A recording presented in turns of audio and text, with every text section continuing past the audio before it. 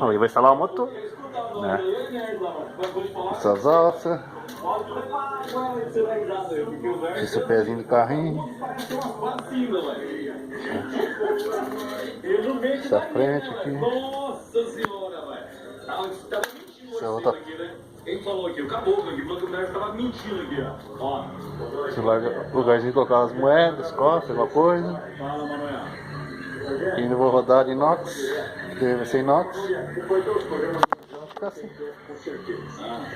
Rogério, mas hoje o Neto postou tanta mentira que ele pensou que hoje era 1º de abril. E eu mandei lá que hoje é 1º de setembro. Eu vou fazer.